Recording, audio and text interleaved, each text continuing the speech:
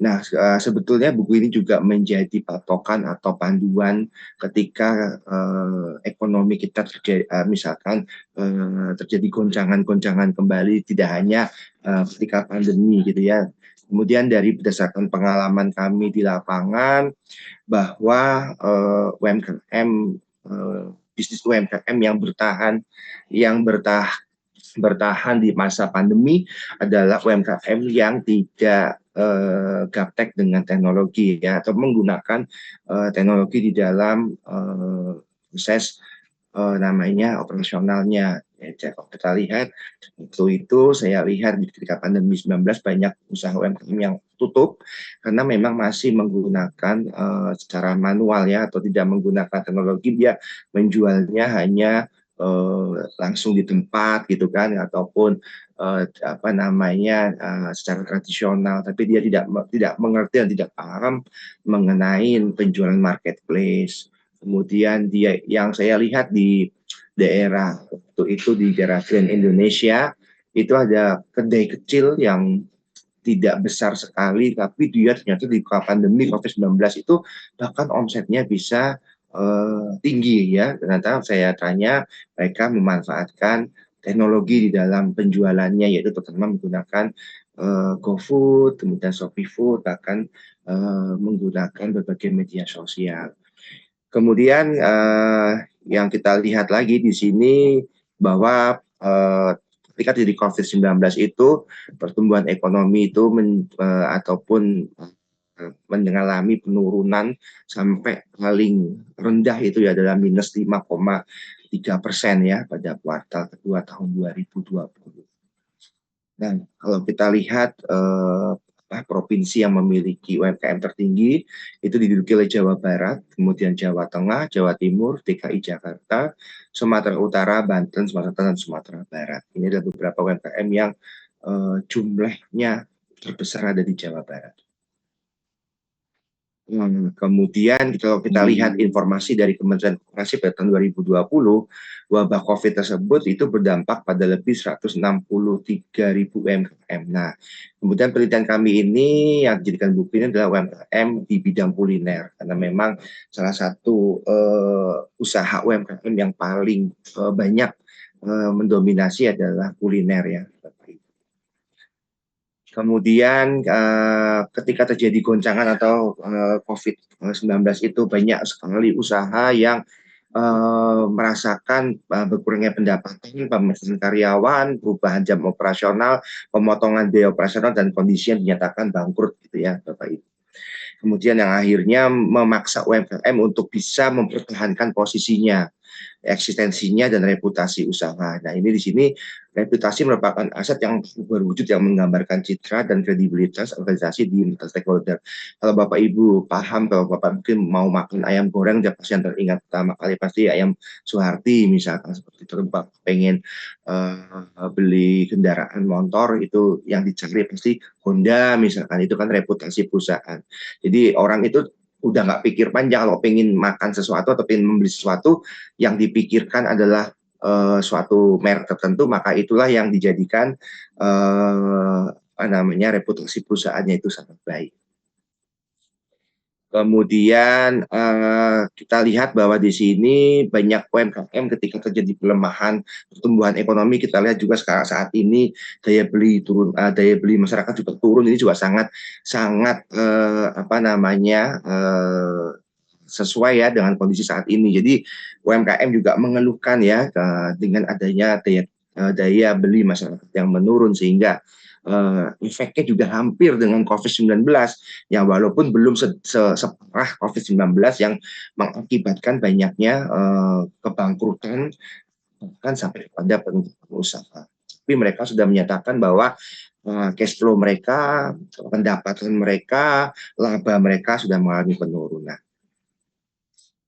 Nah, kemudian, kalau kita lihat kondisi-kondisi ekonomi yang berubah seperti saat ini, kemudian adanya perang dagang, kemudian adanya COVID-19 waktu itu membuat, UMKM itu paling rentan menghadapi yang namanya, keburukan bahkan hingga tutupnya suatu usaha. Kemudian kita masuk kepada, ruang lingkup dari reputasi perusahaan di era digital, kami masukkan di sini beberapa, indikator yaitu digital presence, kemudian ada manajemen reputasi online, kemudian ada keterlibatan dengan audiens, kemudian ada dengan inovasi teknologi dan adopsi digital. Kemudian keberlanjutan dan tanggung jawab sosial. Di sini ternyata CSR itu menjadi bagian dari, meningkatkannya reputasi perusahaan. Kemudian pelindungan data dan keamanan informasi. Yang ketujuh adalah manajemen krisis di era digital. Kemudian kalau kita lihat di sini faktor-faktor apa saja yang mempengaruhi reputasi perusahaan, kami masukkan di sini adalah kinerja perusahaan, manajemen talenta, digitalisasi, dan tanggung jawab sosial atau perusahaan. Nah, sebetulnya di dalam, penelitian kami ini yang dijadikan sebuah buku, faktor, pengaruh yang sangat berpengaruh adalah teknologi digital, kemudian manajemen talent, agilitas bisnis, dan kapabilitas infrastruktur teknologi informasi. Ini yang membuat, reputasi perusahaan itu menjadi naik atau minimal mereka dengan, menerapkan 4, namanya ya, variabel atau 4, pengaruh ini membuat mereka mampu bertahan di kondisi, terburuk pun gitu ya, karena memang UMKM ini, sangat, sangat kurang, dalam hal teknologi digital. Ini terbukti ketika kami mendampingi 2.000 UMKM ketika kami ditunjuk oleh Bank Indonesia menjadi fasilitator Bank Indonesia. Dari 2.000 UMKM seluruh Indonesia yang dikumpulkan oleh Bank Indonesia dan dilakukan pelatihan oleh Bank Indonesia sebagai itu jelas dengan sangat jelas bahwa mereka sangat-sangat tidak paham teknologi. Bahkan ketika kami tanya, "Apakah kalian paham membuat email?" pun tidak bisa. Kemudian ketika kita tanya, "Apakah Bapak Ibu bisa, menggunakan handphonenya untuk tujuan?" Sama sekali tidak bisa. Bahkan sampai kepada literasi keuangan. Ketika kami tanya, "Bapak Ibu itu usahanya itu sebetulnya untung apa nggak untung?" Nggak tahu. Kemudian, saya tanya, "Bapak kalau emang nggak tahu itu antara uang pribadi sama uang, usaha selalu dicampur apa dipisah?" Dicampur. Mereka nggak pernah memisahkan antara uang pribadi dengan uang, usaha. Sehingga mereka pun cuma saya tanya, "Bapak Ibu kok bisa bertahan sampai hari ini berjualan?" "Apa, yang penting uangnya muter bisa untuk belanja bahan baku lagi, jualan lagi." Jadi mereka sama sekali tidak memiliki, apa itu namanya, eee, pemikiran ya, dan pikiran bagaimana usaha saya ini bisa buka cabang kedua, bisa diversifikasi produk-produk, bisa berkembang menjadi beberapa, produk atau bahkan menambah kuantiti, itu tidak sama sekali mereka pikirkan. Yang mereka pikir cuma satu, mereka bisa, belanja lagi, bisa jualan, bisa hidup, dan itu sangat miris. Sehingga kalau kita lihat UMKM di Indonesia ini, eee, banyak yang buka tutup, ya memang karena mereka, apa itu namanya, sangat tidak, eee, apa namanya, mengerti bagaimana mengelola sebuah usaha yang baik. Kemudian yang paling, parah lagi ketika saya tanya, "Bapak Ibu itu sebetulnya usahanya pakai modal siapa?" Gitu kan. Ya kembali dijawab oleh para UMKM ini, modal sendiri. Saya tanya, "Emang Pak Ibu nggak pernah pinjam?" "Nggak tahu caranya." Ketika kami sampaikan bahwa, di Himbara atau di perbankan itu ada kredit usaha rakyat, apakah Bapak Ibu tahu? Tidak tahu. Kalaupun tahu nggak ngerti caranya.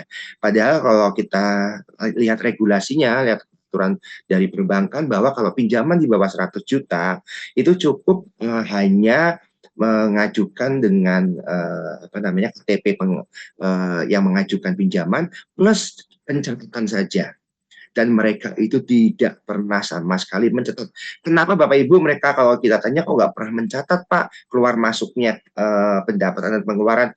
Karena kami juga bikin sendiri, kami juga yang pegawai, kita juga yang produksi, kita juga yang jualan, kita juga yang packing, kita juga yang pemasaran. Jadi satu orang atau 2 orang dalam satu, usaha UMKM itu dikerjakan semua sendiri. Sehingga mereka sama sekali nggak mikir nyatet bagaimana ini belanjanya berapa, pengeluarannya berapa, pemasukannya berapa. Itu sangat-sangat miris Bapak Ibu. Jadi sehingga sehingga saya mengangkat, judul penelitian ini dan menjadi sebuah buku dengan harapan para UMKM di Indonesia ini bisa paham bahwa untuk bertahan di kondisi apapun, Bapak Ibu harus paham teknologi digital, Bapak Ibu harus manajemen talenta di sini memang khusus untuk para ownernya. Jadi manajemen talenta di sini beda dengan manajemen talenta dengan yang di perusahaan yang harus melakukan training, pelatihan yang tidak apa ya sangat mahal mungkin. Jadi manajemen talenta ini adalah memaksimalkan mereka untuk bisa mengorganisir perusahaan dengan sebaik-baiknya. Kemudian mereka juga harus melek teknologi, kemudian mereka juga harus tanggap dan responsif terhadap perubahan zaman dengan adanya agilitas bisnis. Baik Bapak Ibu, kami langsung aja kepada hasil ya Bapak Ibu. Ternyata di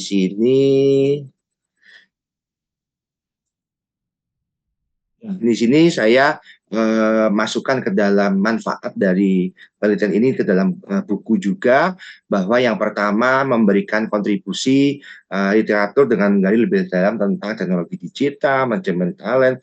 Ya, jadi kapabilitas infrastruktur teknologi informasi ini juga kami angkat. Kenapa? Karena mereka itu harus bisa menjalan atau menjual barangnya dengan media sosial, bagaimana yang mereka menggunakan Shopee, bagaimana mereka menggunakan TikTok saat ini gitu ya. Jadi mereka kalau cuma paham teknologi tapi juga nggak memiliki kemampuan dalam hal memanfaatkan ya teknologi informasi ataupun teknologi digital juga tidak ada manfaat atau tidak ada efeknya. Kemudian agilitas bisnis ini diperlukan juga oleh semua UMKM. Kenapa? Mereka itu kalau Bapak Ibu tahu di daerah Cianjur, saya kebetulan melakukan pendampingan di Cianjur, mereka itu jualan kuenya itu masih menggunakan plastik kiloan, masih di stempel. Jadi mereka itu nggak paham saat ini anak-anak Gen Z itu pahamnya roti apa. Mereka masih roti-roti jadul, gitu ya. Kemudian yang tentunya semua ini membuat usahanya itu bertahan dalam kondisi apapun. Kemudian yang kedua, memperluas pemahaman bagaimana faktor internal berinteraksi dan saling mempengaruhi serta memberikan pendekatan terintegratif dan memperkaya perspektif tentang dinamika dalam UMKM. Kemudian memberikan pemahaman tentang teknologi digital, kapabilitas infrastruktur teknologi informasi, aktivitas bisnis, manajemen talent, dan reputasi perusahaan pada UMKM kuliner khususnya di Indonesia. Kemudian penelitian ini juga kami buat di seluruh Pulau Jawa, yaitu ada di beberapa kota besar, yaitu Jakarta, ya, kemudian Bandung, Semarang, Yogyakarta, dan Surabaya. Kemudian yang keempat, memberikan kontribusi pada pengembangan pengetahuan. Kemudian ini juga ada implikasi manajerial yang kami masukkan ke dalam buku, sehingga UMKM ini paham bagaimana mereka bisa menaikkan beberapa variabel yang atau beberapa pengaruh atau faktor yang mempengaruhi usaha mereka. Kemudian kami langsung kepada saran bagi kepada UMKM. Yang pertama, kuat agilitas bisnis, yang kedua pengembangan manajemen talent gitu ya Bapak Ibu. Kemudian pertimbangan penggunaan modal usaha dengan bijak. Nah, ini modal usaha dengan bijak ini yang saya di lapangan juga sangat prihatin ketika mereka mengikuti pelatihan di Bank Indonesia. Itu yang mereka kejar cuma satu, karena Bank Indonesia menyediakan dana, maka yang dikejar cuma satu, yaitu dapat uangnya. Setelah itu saya tanya, uangnya untuk apa? Hampir sedikit ya yang bilang untuk, ya kalau bahasa klisenya mereka bilang untuk menambah modal usaha, tapi kenyataannya Bapak Ibu apa? Kenyataannya mereka untuk menutupi hutang-hutangnya. Sangat prihatin mungkin Bapak Ibu, UMKM di Indonesia ini memang harus sangat butuh sentuhan para akademisi, sentuhan dari pemerintah, sentuhan dari banyak pihak yang bisa membantu UMKM kita ini benar-benar bisa kuat dan bisa menjadi penyumbang terhadap pendapatan bruto Indonesia, kemudian bisa menyerap tenaga kerja semaksimal mungkin. Yang kita tahu betapa sulitnya mencari pekerjaan, apalagi dengan bertambahnya banyak lulusan ya setiap tahunnya dengan lapangan kerja yang masih terbatas. Baik, Bapak Ibu, mungkin sekedar yang kami sampaikan, seperti itu yang ada sudah kami rangkum penelitian tersebut di dalam sebuah buku, di mana buku tersebut juga mendapatkan, penambahan atau pengembangan dari penelitian kami. Jadi buku itu juga kami buat dengan sesimpel mungkin bahasanya, sesederhana mungkin bahasanya supaya mudah dipahami oleh UMKM. Dengan harapan UMKM ini atau buku ini bisa dibaca oleh para pendamping UMKM yang pada ujungnya para pendamping UMKM ini bisa menerapkan atau mengimplementasikan kepada UMKM di Indonesia, khususnya sesuai dengan buku ini adalah dengan penelitian ini dengan UMKM kuliner yang ada di Indonesia. Demikian Bapak MC moderator kita, kami kembalikan kepada moderator. Terima kasih. Assalamualaikum warahmatullahi wabarakatuh.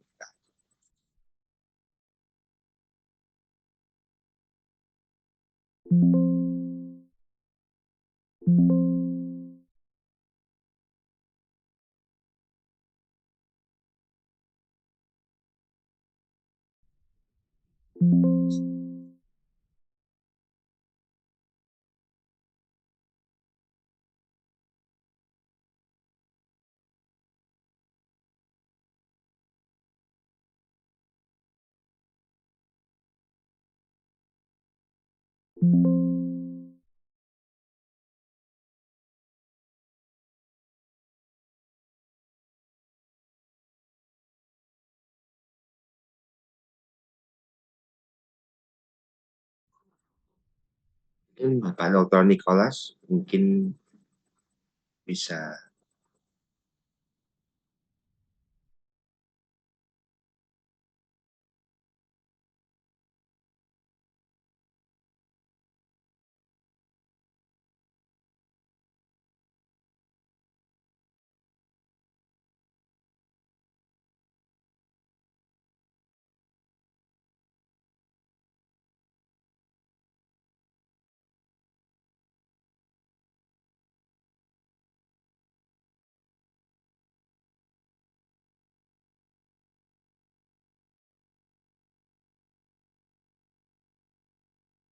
Reputasi perusahaan di era digital yang merupakan isu strategis terutama setelah pandemi. Betul, begitu ya Pak Dr. Eko.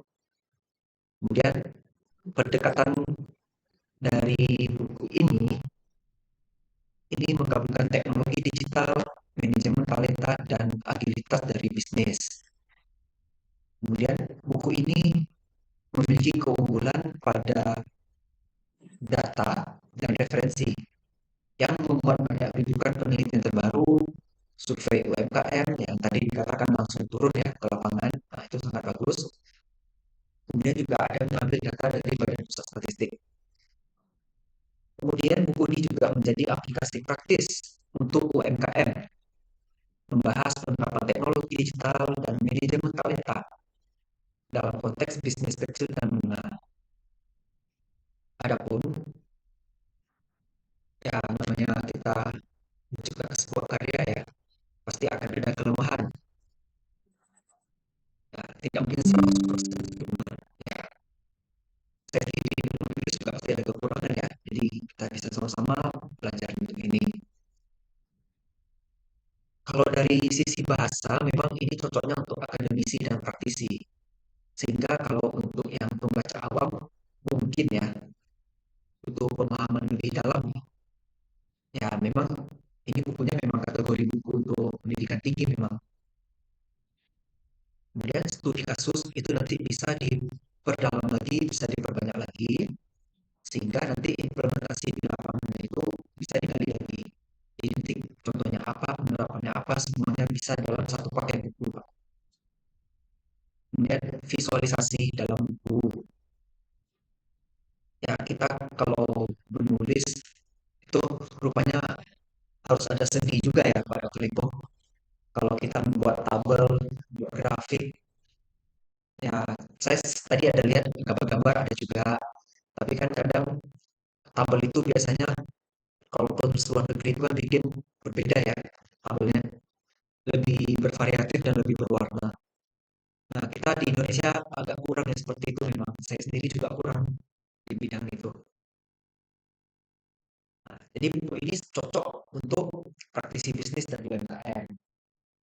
Ini untuk mengembangkan strategi digital, membangun reputasi perusahaan. Dan kalau dari sisi penelitian akuntansi ya, reputasi perusahaan itu juga variabel yang bagus. Dan cara pengukurannya boleh dikatakan banyak. Berarti novelty untuk reputasi perusahaan ini bisa terus berkembang. Reputasi perusahaan bisa diukur melalui media exposure, bisa melalui jumlah sertifikat yang didapatkan, ataupun pengukuran lainnya. Dan juga strategi digital ini bagus untuk variabel penelitian. Saya sendiri ya, ini sambil sharing juga ya, Bapak Ibu. Disertasi saya membahas tentang strategi bisnis, yang tentunya ada unsur digitalnya melalui variabel sistem informasi hijau. Saya waktu itu ambil green accounting, dan novelty-nya diterima waktu itu. Nah, jadi kan masih banyak kesempatan bagi kita peneliti di bidang akuntansi untuk mengembangkan novelty ya, Bapak Ibu. Kemudian buku ini juga cocok untuk akademisi dan mahasiswa untuk bidang EMBA ya, ekonomi, manajemen, bisnis, akuntansi. Tapi kalau sekarang jurusan di EMBA ini kan sudah beragam ya. Selain empat yang tadi, ada juga sekarang jurusan sarjana bisnis digital, jurusan sarjana kewirausahaan. Nah, cocok buku ini, bisa dipakai untuk referensi dan rujukan. Untuk konsultan dan pemerhati UMKM juga bisa, yang fokus pada inovasi teknologi dan pengelolaan talenta. Ini untuk para manajer-manajer ini ya, sangat perlu mereka nanti harus memperhatikan beberapa aspek yang ada tertulis di dalam buku ini. Izin Pak Eko, Pak Dr. Eko, ini awalnya bukunya direncanakan buku monograf atau buku referensi ini? Buku referensi sih sebetulnya, ini Ya, karena memang digunakan untuk visi akademisi. Nah memang harapannya sih sebetulnya kan UMKM kita itu sangat luas ya, Pak. Jadi harapannya banyak orang atau banyak pihak, mungkin kita semua keluar dari rumah aja sebelah karena kita ada jual bakso, ada jual gorengan, ada jual gado-gado. Jadi bisa semuanya bisa benar-benar membantu UMKM kita gitu untuk bisa tetap survive atau bisa berkembang.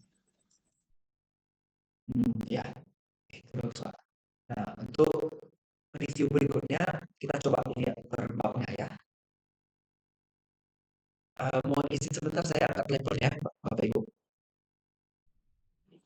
Halo, halo, ya Pak. Jadi Bapak koordinasi sama Bu Ermina aja Pak. Soalnya Bu Ermina lagi nunggu Pak Titi. Iya, soalnya lagi yudisium kan, cuma disuruh tunggu jam 11 nanti Pak. Ya, telepon Bu Ermina aja. Ya, ya.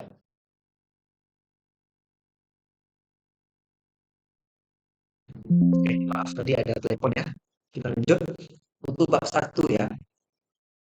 Ini isi pokoknya membahas problematika UMKM di Indonesia, dampak pandemi COVID-19, serta pentingnya reputasi di era digital, menjelaskan kontribusi UMKM terhadap PDB, dan tantangan seperti rendahnya produktivitas dan keterbatasan teknologi.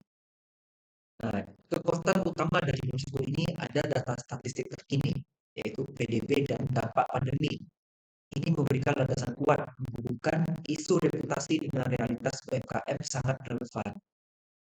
Di Bapak Ibu di sini kalau menulis buku, pendahuluan itu memang harus disertai dengan data aktual dan terpercaya.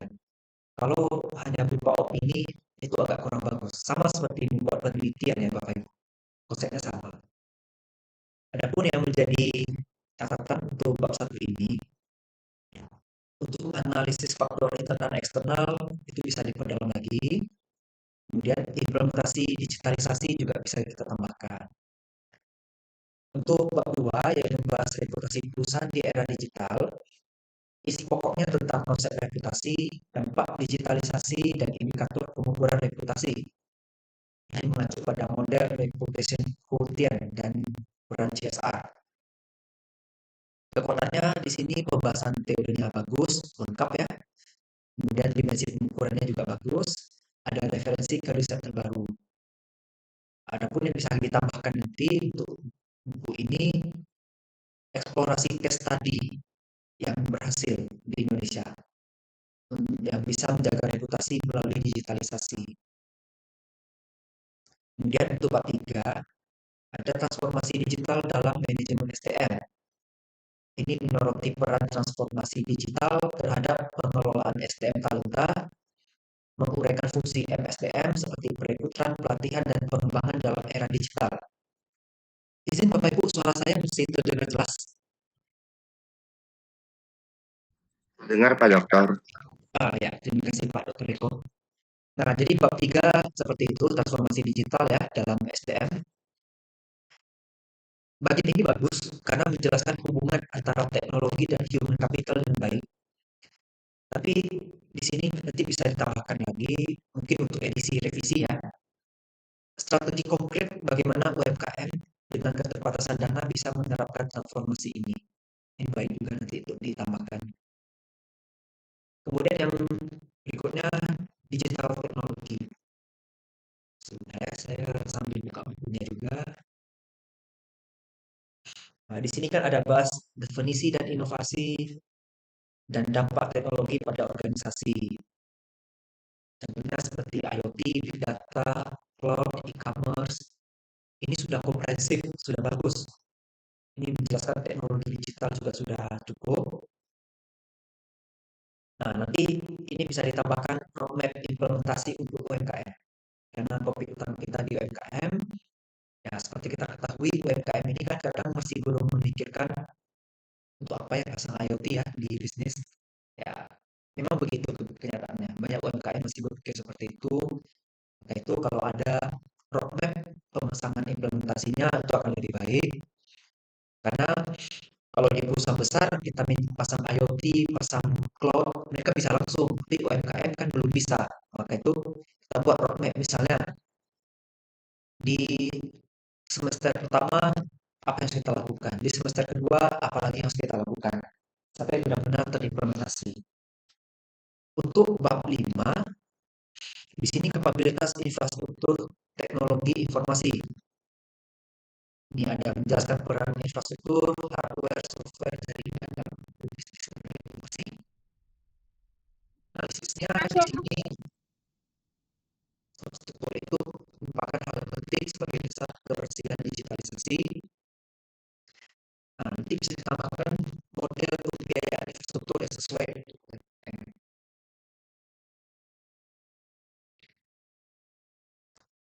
Kemudian di dalam aktivitas bisnis dan manajemen talenta, ini menggunakan konsep agilitas dan manajemen talenta, membangun bisnis perlu adaptif dan cepat merespon perubahan. Kekuatannya di sini konsep ketangkasan bisnis sudah dijelaskan baik hasilnya, dan nanti bisa ditambahkan untuk contoh praktis bagaimana UMKM membangun agilitas dalam kondisi keterbatasan sumber daya. Dan saya yakin setiap UMKM pasti punya keterbatasan di sumber daya ini. Dan sebagai kita ketahui ya, kalau di teori manajemen ada 6 M ya, yang menjadi sumber daya kita. Ada money, machine, man, method, dan apa lagi itu, market satu lagi ya. Nah, jadi sumber daya itu kan ada 6, mana yang bisa kita tingkatkan. Kemudian di bab 7, ini reputasi. Nah, ini boleh dikatakan paling penting nih kalau dari keseluruhannya. Inti dari buku ini kan reputasi ya. Jadi urgensinya ada itu sebagai aset strategis dan dampaknya terhadap daya saing. Penekanan reputasi sebagai aset tak berwujud ini bisa memperkuat argumentasi kita. Itu sudah ada di dalam buku bagus. Nah, kemudian yang bisa kita tambahkan di sini nanti mungkin ya Pak Dr. Eko, bab 7 ini tidak ada subbabnya kalau saya lihat di sini ya. Iya, betul. Nah, itu ya. Nanti bisa diputar lagi. Misalnya reputasi perusahaan itu apa, konsepnya apa, indikatornya, kemudian contoh perusahaan yang reputasinya buruk menjadi bagus atau yang sebaliknya. Kemudian di bab 8 itu ada UMKM ya. Di di sini definisi, klasifikasi, peran, dan tantangannya ada. Data kontribusi UMKM terhadap PDB juga ada. Nah, nanti bisa ditambahkan strategi berbasis teknologi untuk mengatasi tantangan UMKM-nya. Pada bab 9 itu tentang implementasi reputasi perusahaan di era digital. Nah, ini lumayan tebal di bagian bab 9 ini. Dan dia sudah memberikan gambaran implementasi teknologi digital yang baik. Penjelasan manajemen talentanya juga sudah baik. Dan bab ini sudah sangat aplikatif kalau saya baca. Nah, nanti untuk penambahan yang bisa ditambahkan di bab 9 nanti, itu step by step langkah-langkah atau kerangka kerja implementasinya, Pak. Jadi secara keseluruhan yang dapat saya simpulkan, buku ini kuat dari sisi teoritis dan data, namun kita nanti harus tambahkan praktikalitasnya untuk UMKM yang membutuhkan solusi konkret. Nah, nanti bisa kita contohkan UMKM di bidang perdagangan, UMKM di bidang pertanian, ataupun sejenisnya. Untuk referensi sangat baik, baik akademisi maupun praktisi. Tapi kalau untuk praktisi nanti harus lebih diperdalam lagi best practice, studi kasus, dan panduan teknisnya, Pak Dr. Eko. Jadi kurang lebih seperti itu yang bisa saya review dari buku ini. Buku ini sangat bagus, Pak Eko. Semoga bisa dikembangkan lagi. Terima kasih banyak Pak Dr. Nicholas untuk reviewnya. Sama-sama belajar kita ya.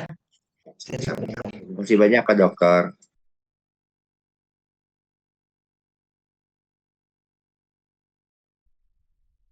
Ya, baik, mungkin saya izin menyambung ya Pak Nicholas, Pak Eko. Mungkin Bapak Ibu dari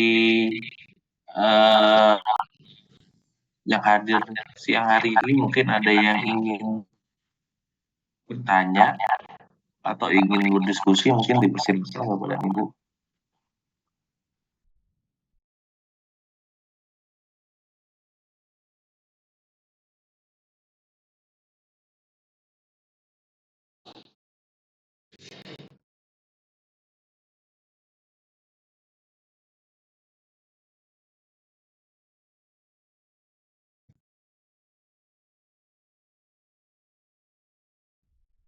Baik, mungkin sambil menunggu saya izin yang nanya aja Pak Dr. Eko mungkin.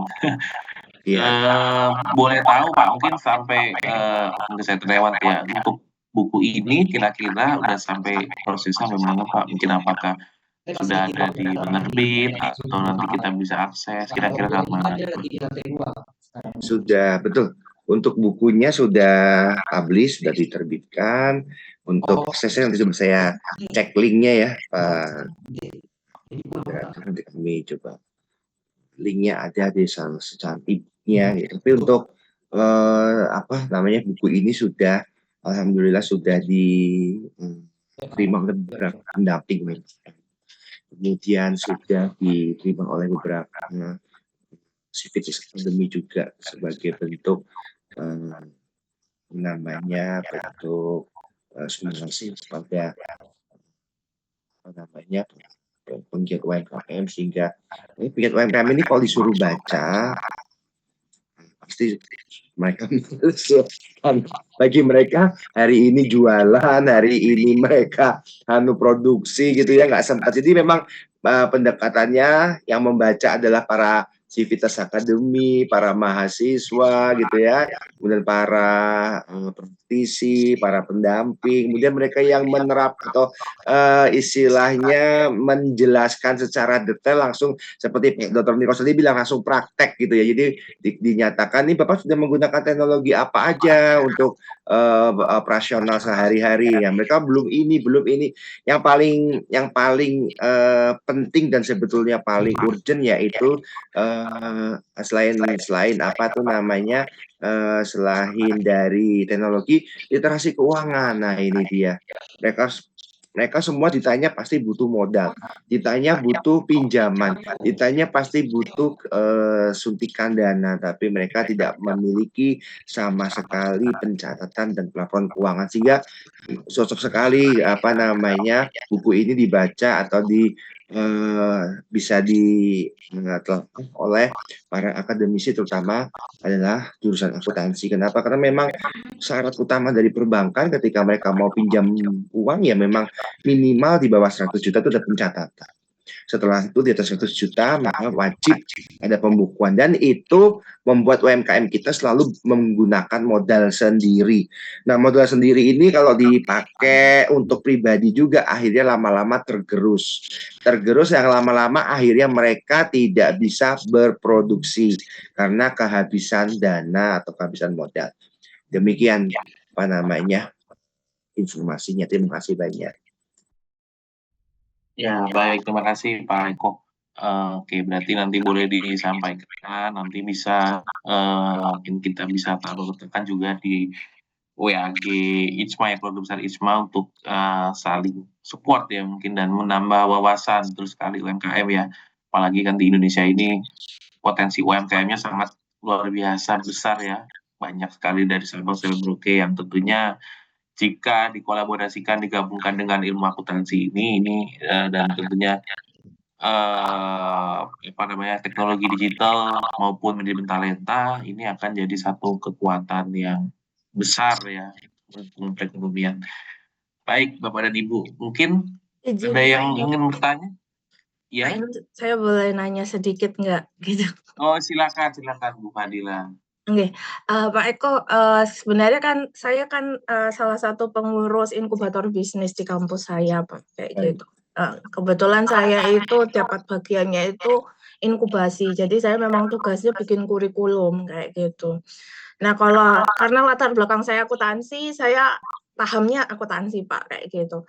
Namun dengan perkembangan zaman, terus terang saya itu gaptek teknologi, sangat gaptek kayak gitu. Jadi saya itu kalau ngajarin mahasiswa saya untuk menggunakan teknologi, saya nggak bisa, Pak, gitu. Bagaimana sih mengkolaborasi teknologi ke dalam usaha mereka biar bisa bagus kayak gitu. Nah, dari pengalaman Bapak kira-kira ini ke teman-teman, ini kan teman-teman startup nggih. Jadi kebanyakan memang mahasiswa latar belakangnya cukup latar belakang pendidikan cukup tinggi nggih. Jadi mungkin untuk pemahaman itu juga cukup tinggi kayak gitu. Nah, itu saya pengen tahu sih Pak sebenarnya kira-kira pelatihan seperti apa yang mereka butuhkan gitu. Karena kami pernah mendatangkan pelatihan tentang IT itu tentang pembuatan web, itu menurut saya pribadi kurang sih Pak, kurang masuk gitu. Karena kalau kayak web, terus SEO, search engine optimization itu masih terlalu tinggi karena permodalan mereka juga masih rendah gitu. Kalau menurut Bapak kira-kira untuk yang mahasiswa ini, kita kan masih dalam tahapnya bootstrapping ya, kalau istilah orang startup ini mahasiswa ini masih istilahnya pendanaannya masih bootstrapping gitu. Jadi kira-kira pelatihan seperti apa sih Pak yang harus mereka atau mungkin ada kayak kasih workshop atau kasih bukan pelatihan ya, saya lebih ke arah penjelasan tentang IT gimana sih yang harus diperkenalkan gitu. Karena kan anak-anak ini kan semuanya itu update sekali ya tentang teknologi gitu. Saya sendiri ngakuin saya kalah gitu. Kira-kira gimana ya Pak? Apa yang harus mereka pahami tentang teknologi yang bisa membantu usaha mereka sebenarnya nih mungkin? Bisa langsung kami jawab ya, Mas. Iya. Ya, terima kasih banyak Bu Fadila untuk pertanyaannya. Pertanyaannya bagus banget nih Bu. Memang yang urgensi sekali dari terutama para Gen Z yang sedang memulai usaha. Jadi Ibu yang perlu Ibu pahami pertama kali adalah Ibu bertanya aja sama UMKM yang ada di sekitar Ibu, Bapak itu sebetulnya masalahnya apa? Nah itu pasti Bu itu ya, ini kembali ya, tapi biasanya memang itu udah 95%. Pak, saya nggak punya uang, nggak punya uang. Mungkin nggak cuma UMKM ya, kita juga kadang-kadang nggak punya uang juga jawabannya. Gitu ya. Jadi yang pertama kali adalah modal Bu, itu modal. Karena mereka modalnya selalu modal sendiri. Terus yang kedua apa, Bu? Mereka selalu bertanya tentang digital pemasaran atau minimal pemasaran. Yang ketiga, biasanya mereka langsung akan menjawab tentang diversifikasi produk atau produk. Tapi mereka itu belum sampai ke nomor 3 ini, Bu. Di nomor 1 ini selalu coba Ibu, makanya ini kenapa sangat relevan diangkat untuk mahasiswa akuntansi, karena mahasiswa akuntansi ini bisa menjadi pendamping UMKM ketika mereka itu yang pertama kali pasti banyak UMKM di Indonesia, Bu, terlibat atau dengan pinjol, Bu. Kasihan sekali. Karena sangat mudah, sangat cepat. Dan mereka itu nggak tahu apa. Tahu cuma, bahkan kalau kadang-kadang aplikasi pinjol itu pun mereka dibuatkan.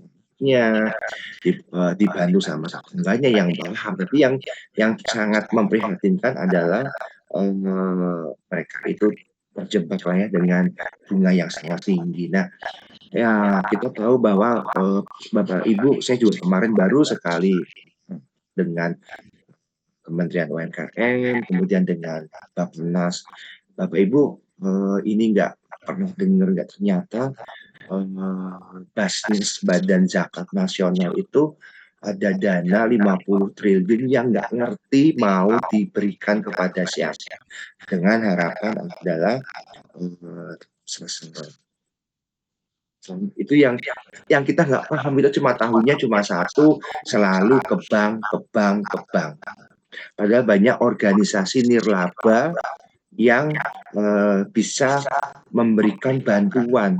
Tapi tetap, Bu, syaratnya pertama harus memiliki laporan keuangan. Makanya kebetulan kami juga pengurus dari DPP PMK Prima Indonesia yang anggotanya 20.000 seluruh Indonesia itu sedang melakukan literasi keuangan dan pelatihan laporan keuangan sederhana melalui handphone atau melalui mobil seluler, Bu. Itu memang perlu kesabaran, Bu. Sabar banget. Tadi kalau misalkan nih para akademisi atau para dosen Bapak Ibu ingin PKM, kami membuka pintu selebar-lebarnya Bapak Ibu untuk bisa berkolaborasi. Karena UMKM kita itu, Bapak Ibu, sama ya, kalau ada yang usianya di atas 50, 60 itu masih jualan ya, Bu. Ada yang jualan makanan kayak ada batik di Jogja, Solo yang umurnya udah 60 tahun. Dan mereka betul-betul butuh bantuan kita. Nah, kemudian mereka nggak ngerti cara jualan, mereka cuma jualannya benar-benar buka toko, benar-benar dari mulut ke mulut, dan mereka nggak kenal TikTok. Ya nggak tahu gitu ya, kalau Bapak Ibu lihat di TikTok nggak ada yang sepuh-sepuh ya, jarang sekali gitu ya Bapak Ibu. Jadi yang paling utama adalah literasi keuangan dan pembuatan laporan keuangan sederhana ini betul-betul buat kita semua, para akademisi, sivitas seluruh universitas, terutama dari bidang akuntansi. Karena pelan-pelan, Bu, karena kalau kita mengajarin, saya kebetulan mengajarinya si Apik, Bu, untuk untuk para UMKM. Itu sebetulnya simpel sekali, Bu, mana penerimaan, mana pengeluaran. Itu harus kita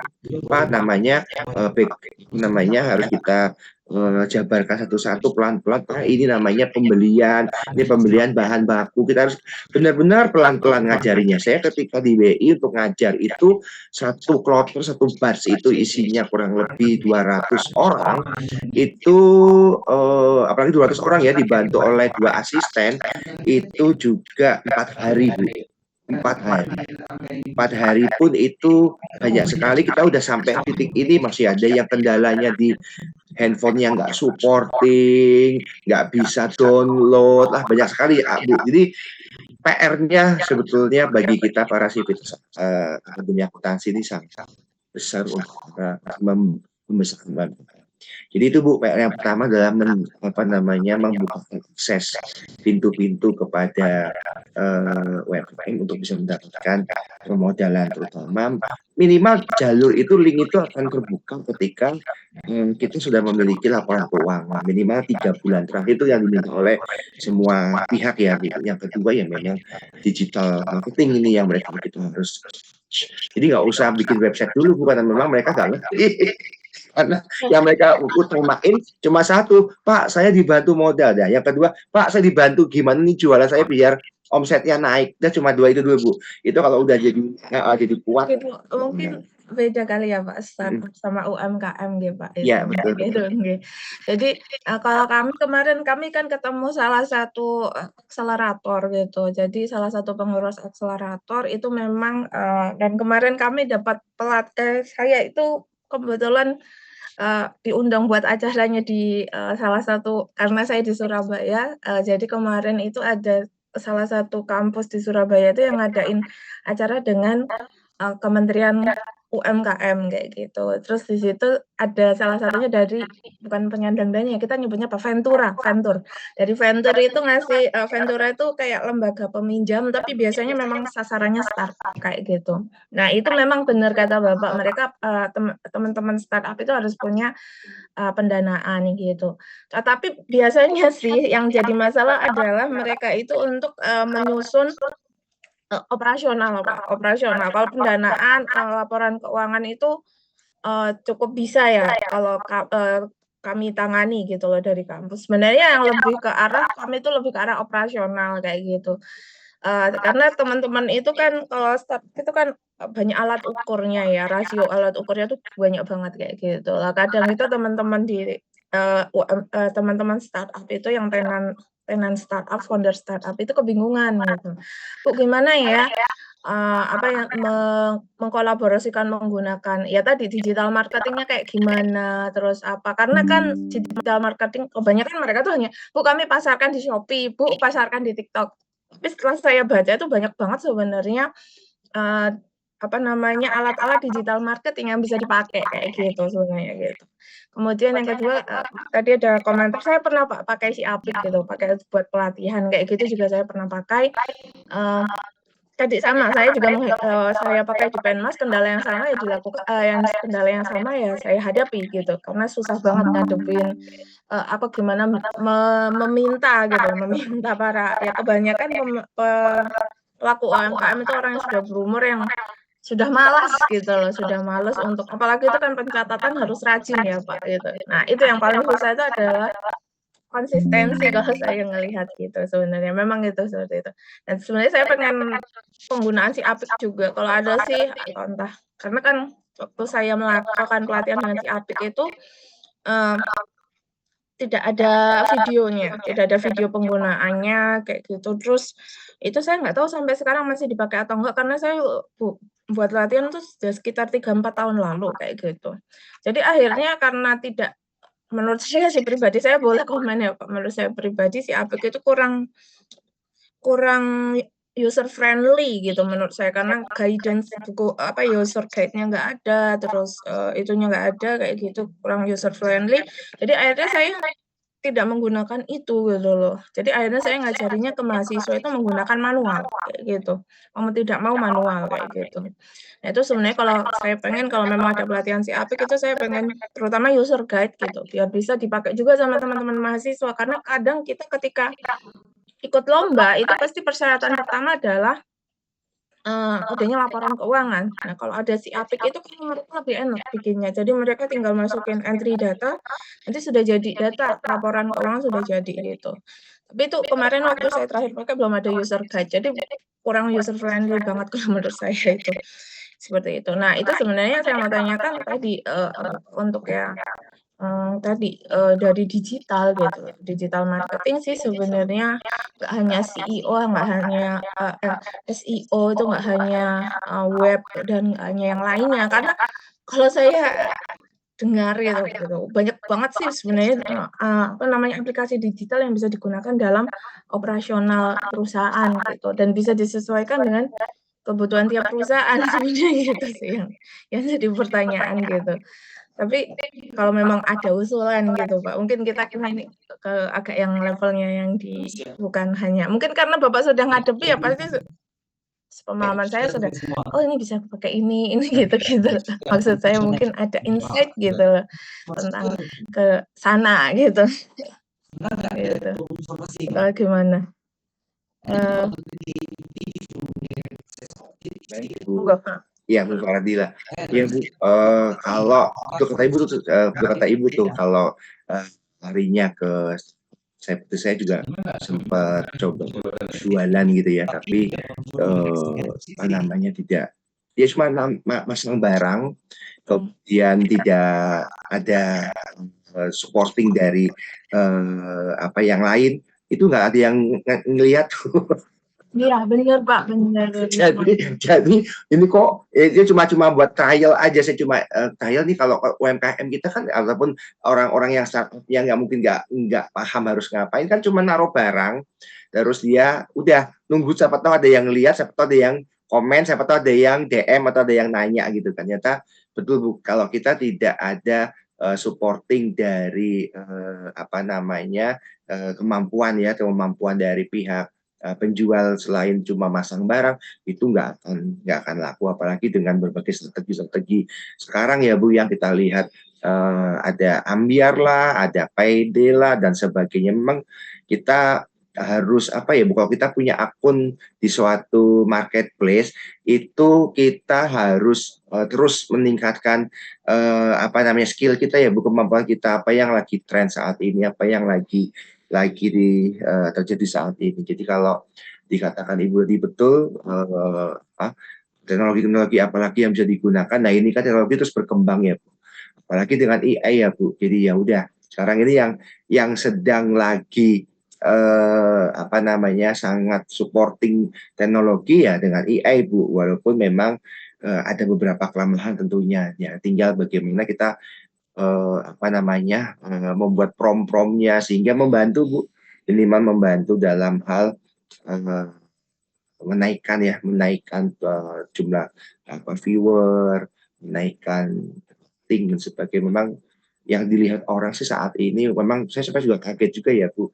Ternyata rating itu bisa dibeli ya Bu, saya juga baru tahu gitu ya Bu. Iya, tahu Pak.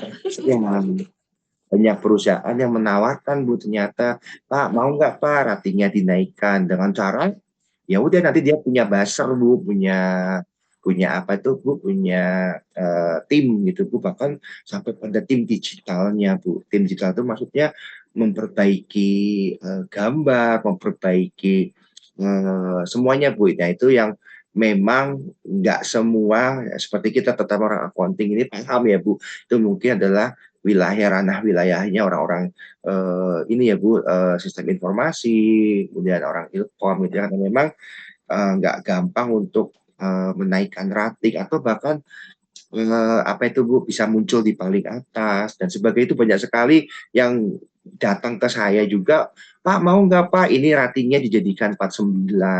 Ya Ibu coba deh cek ketika Ibu klik yang bintang 5 itu kadang-kadang nggak sesuai harapan juga kok Bu. Itu Iya, yang benar Pak. kadang akhirnya merusak juga ya, merusak apa namanya reputasi si barang-barang yang dijual dengan sejenis ya Bu, seperti itu. Karena memang dibeli Bu rating itu, saya juga baru tahu. Itu bisa dibeli dan rating itu bisa dinaikkan dengan sistem ya, dengan by system gitu. Jadi ya sekarang yang saat ini yang bisa saya supporting ya memang ya mungkin informasinya paling utama adalah menggunakan AI Bu dalam hal kalau kita nggak mau berbayar ya Bu, ataupun kita tidak mau menggunakan tenaga ahli di dalam penjualan kita, yang pasti wajib aktif Bu. Itu yang sekarang aja TikTok sudah mulai ada ini ya Bu, udah mulai ada permainan di dalamnya gitu ya Bu. Ternyata sudah ada faktor A, B, C yang bisa membuat barang kita tenggelam gitu ya Bu, atau tidak terlihat padahal kita sudah melakukan beberapa. Jadi susah juga ya Bu, karena memang teknologi yang pertama, yang kedua yang punya teknologi itu siapa Bu kan gitu. Jadi Ibu sekarang berharap dengan Tokopedia misalkan, berharap dengan TikTok, tapi ketika TikTok memiliki suatu kebijakan sendiri di mana mereka merubah sistemnya, ya akhirnya kita yang sudah ngikuti keyword, SSO dan sebagainya akhirnya nggak muncul juga Bu. Jadi memang fight ini dengan berbagai cara Bu ya. Yang betul saya bilang tadi perlunya adanya agilitas Bu. Gimana responsifnya kita, kok begini. Jadi kita juga nggak bisa ngapa-ngapain karena memang marketplace ini bukan milik kita, dan memang kita juga harus tahu trik-triknya aja, tip-tipnya yang harus dijalankan ketika kita mau memasarkan produk kita. Mungkin itu Bu yang saya bisa kasih masukan sampai hari ini Bu, atau sampai saat ini Bu Fadila. Oke. Makasih banyak Pak ini. Sukses Bu Fadila. Oke. Terus. Baik. Ya. Oke. Ya. Dari Pak Ino monggo. Ya baik Bu Fadila, mungkin Bapak Ibu ada lagi Bapak dan Ibu? Satu lagi mungkin. Di kolom chat ada pertanyaan kayaknya. Oh,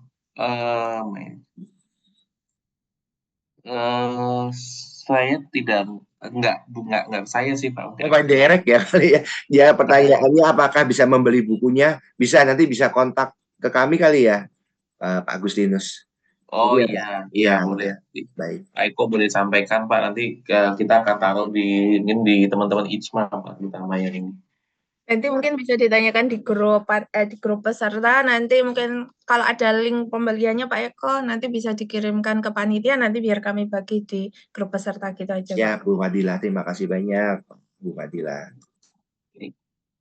Baik, Bapak dan Ibu, mungkin ini sedikit reminder dari panitia ya, bahwa tadi sudah diberikan link presensi. Mungkin Bu Fadila boleh share kembali pada saat penutupan. Bapak dan Ibu, jika ini dapat mengisi link presensi dan jika mengingat sertifikat untuk kepentingan BKD atau kepentingan lainnya, silakan membayar sebesar 28.500 pada Bank Mandiri dengan nomor yang akan dibagikan. Hati-hati terhadap penipuan. Baik. Oke, sepertinya sudah tidak ada pertanyaan lagi. Mungkin saya ucapkan terima kasih sebesar-besarnya kepada Pak Dr. Eko, Bapak Dr. Nicholas yang sudah terutama memimpin diskusi pada siang hari ini dengan topik yang sangat menarik. Terima kasih juga kepada Bapak Ibu Panitia yang sudah mensukseskan acara siang hari ini. Mungkin sebelum penutup, izinkan saya membagikan satu pantun. Oke, mentari pagi mulai bersinar. Cakep. Ilmu diserap penuh semangat. Cakep. Diskusi hangat jadi pengantar, menambah wawasan yang bermanfaat. Mantap. Baik, terima kasih kepada Bapak Dr. Eko, Bapak Dr. Nicholas, dan Bapak Ibu semua. Ya, kita berjumpa lagi di lain kesempatan. Terima kasih. Sampai jumpa. Siang. Terima kasih banyak izin semuanya. Bila Pak Nicholas, Pak Agustinus. Terima kasih Bapak Ibu izin live.